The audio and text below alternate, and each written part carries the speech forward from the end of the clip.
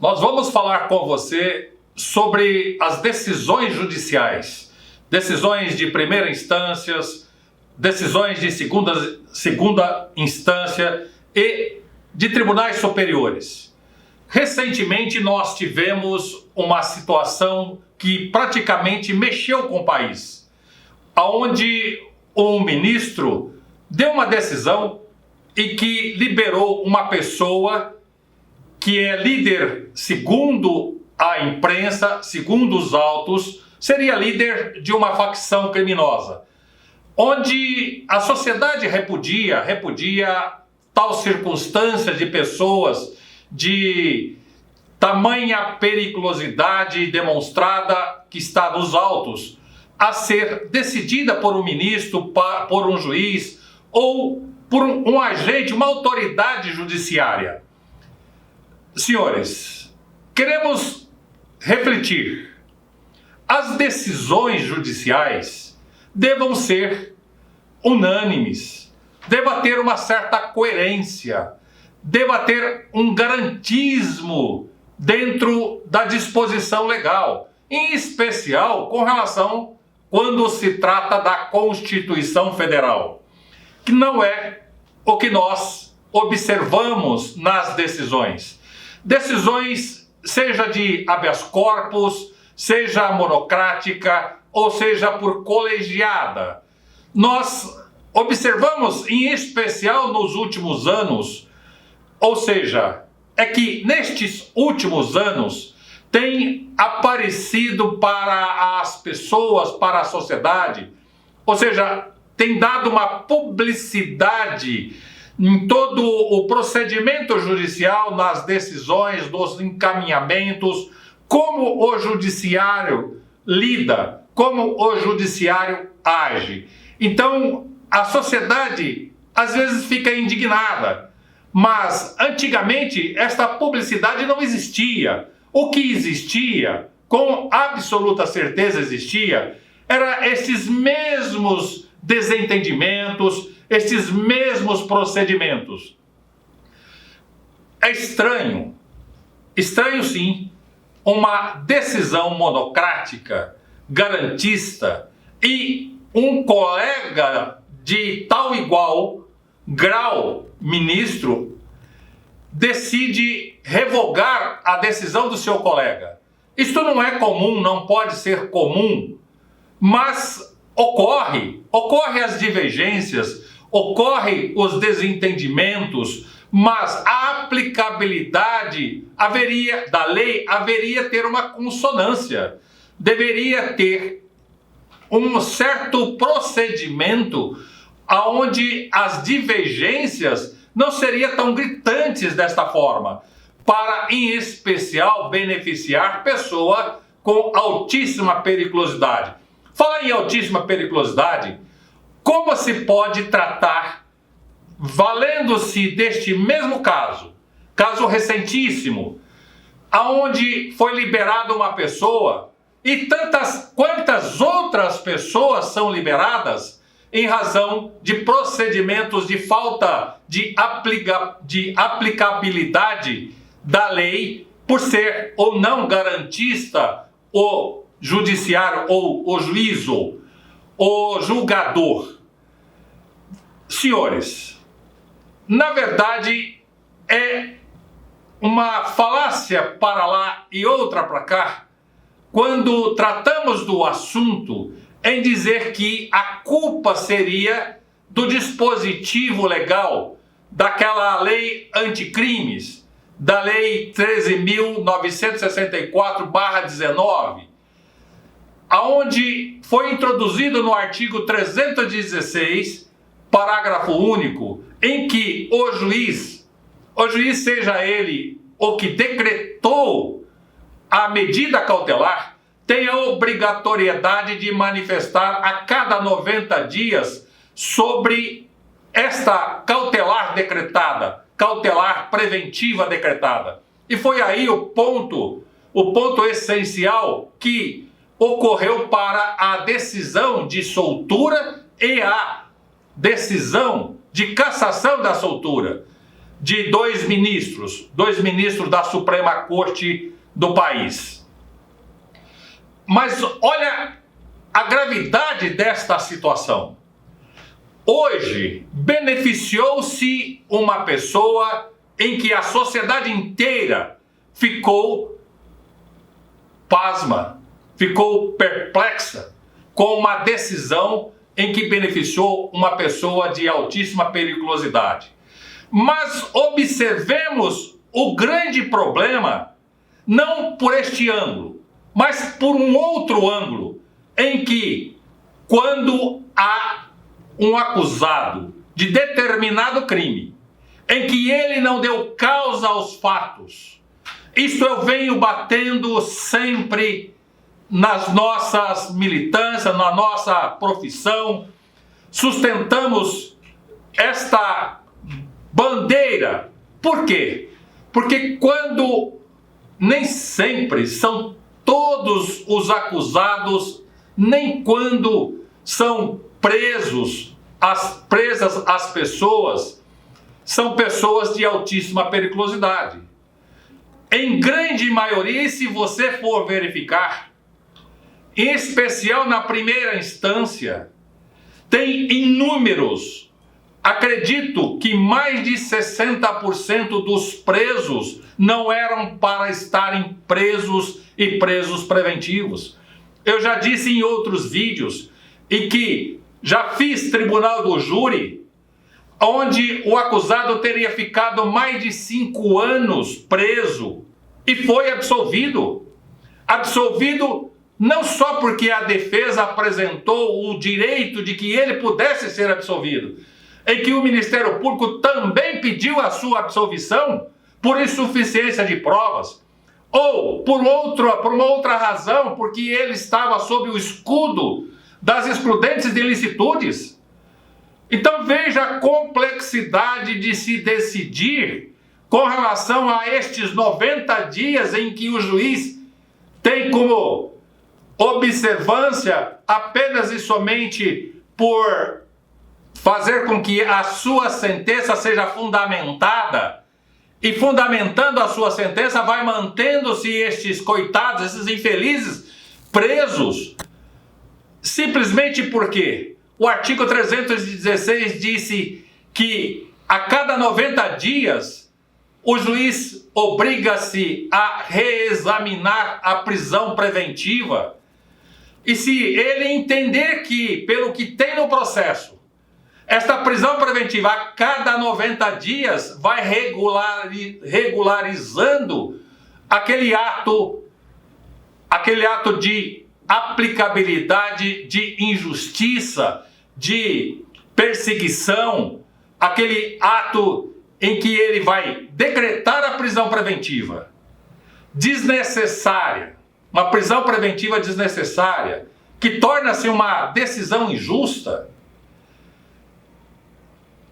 Por quê? Porque esta lei nossa, ela é fria. Ela é um texto gelado, em que é aplicado para todos. Mas quando vá individualizá-la, as consequências são desastrosas.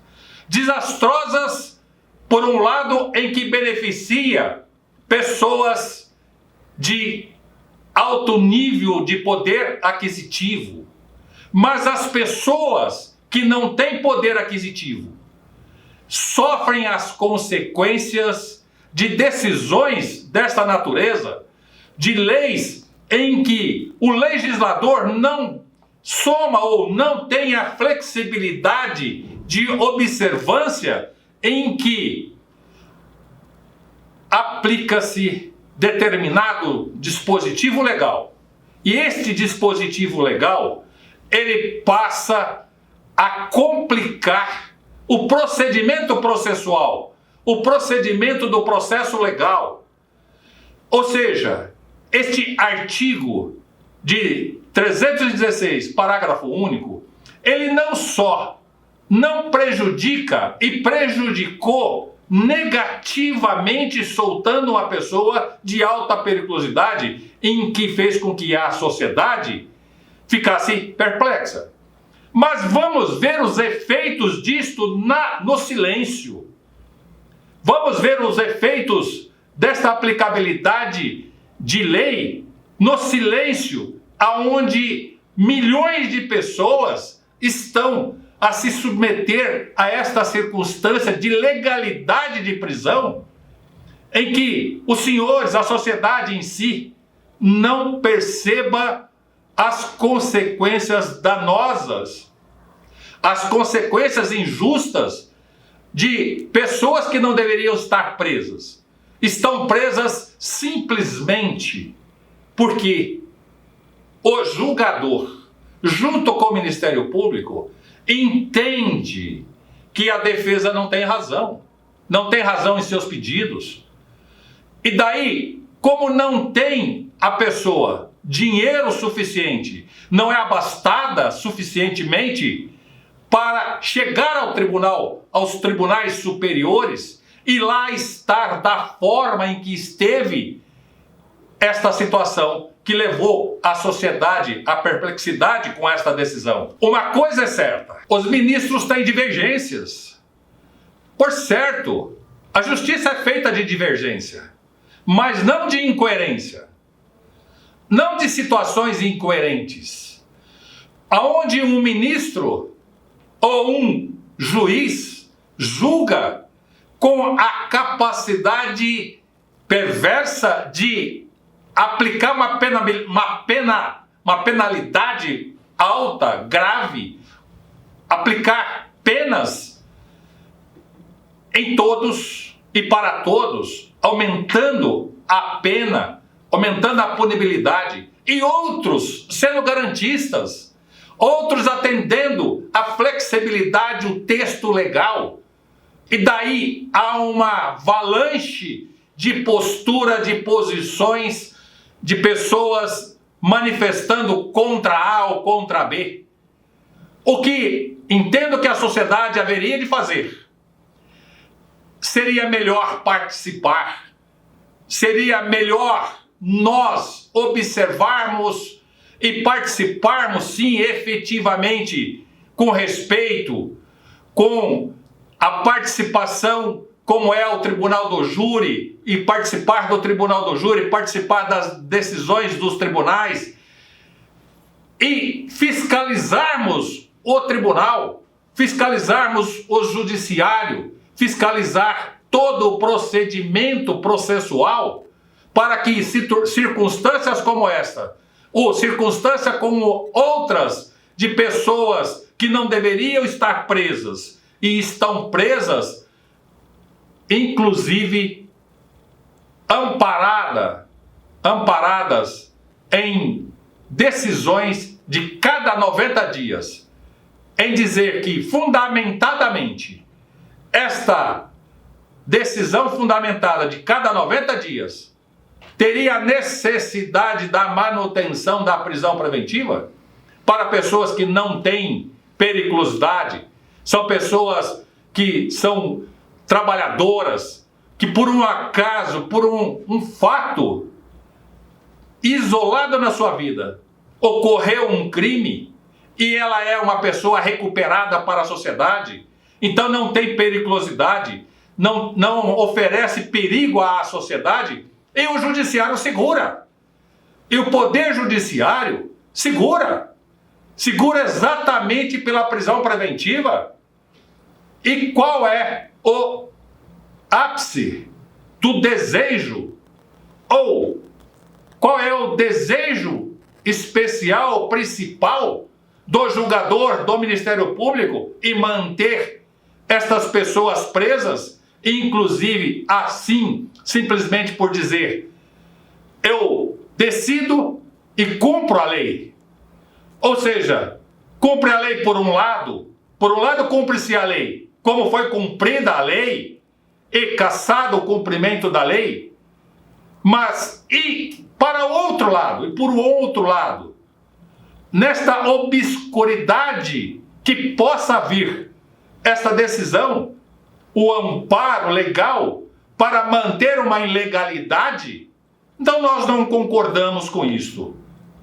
Nós observamos sempre que o judiciário deveria, as pessoas das quais são responsáveis operadores do direito, deveriam ter plena consciência dos seus atos. Quando é necessário sim prender, manter a prisão, fazer com que a pessoa tenha que cumprir em razão do seu alto índice de periculosidade demonstrada, porque isto fica claro para todos nós, não só para nós, operadores do direito, mas sim fica claro para toda a sociedade, quem é quem dentro dessa sociedade, quem é quem, não é só do crime de tráfico, do crime de homicídio, mas sim do crime daquele que tira o remédio da cura do doente terminal, que às vezes chega a ser terminal, porque foi tirado ali o direito de receber o remédio, a corrupção. Então a perversidade, a periculosidade não está em uma pessoa, está enraizada numa sociedade aonde tenha consciência nossos julgadores de julgar e aplicar a legalidade, aplicar o garantismo e, se necessário sim for, aplicar uma pena mais grave, uma pena mais alta, por necessidade de circunstância. Não discordamos de que também há esta necessidade de que o faça. Neste caso, uma pessoa condenada por duas penas, ou seja, tinha duas condenações, e condenações em segunda instância.